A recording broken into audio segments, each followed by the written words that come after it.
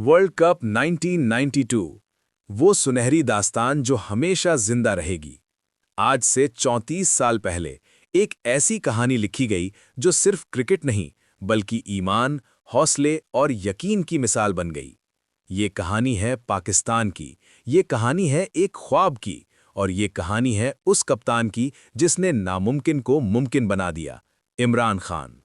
Australia और New Zealand की सरजमीन, Pakistan team का आगाज कुछ खास नहीं था। मैच हारे, तनकीद हुई और लोग कहने लगे ये टीम आगे नहीं जा सकती।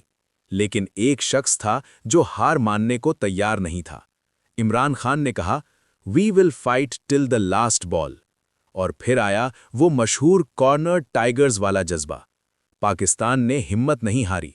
वसीम अकरम की तेज गेंदबाजी, वकार यूनुस की स्पीड, जावेद मियांदाद का तजुर्बा और नौजवान खिलाड़ियों का जोश। मैच जीतने शुरू हुए और पाकिस्तान सेमीफाइनल तक पहुंच गया। सेमीफाइनल में मुकाबला था न्यूजीलैंड से। दबाव बहुत था, लेकिन इंजमामुल हक ने शानदार इनिंग्स खेलकर सबको हैरान कर दिया। पाकिस्तान फाइनल में पहुंच गया। फाइनल मुकाबला था इंग्लैंड के खिलाफ। 1992 cricket world cup final. Imran Khan ने एक लीडर की तरह इनिंग्स खेली और फिर आया वो लम्हा, वसीम अकरम के 2 यादगार विकेटें। एक ओवर में मैच का रुख बदल दिया। इंग्लैंड दबाव में आ गया और फिर वो आखिरी विकेट।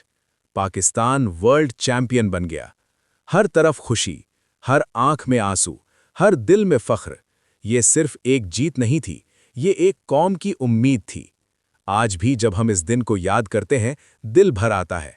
ये हमें सिखाता है कि अगर यकीन हो तो कुछ भी मुमकिन है। इंशाअल्लाह ऐसे दिन दोबारा आएंगे। अगर आपको ये वीडियो पसंद आई हो तो लाइक करें, चैनल को सब्सक्राइब करें और कमेंट में बताएं आपका फेवरेट लम्हा 1992 वर्ल्ड कप का कौन सा है।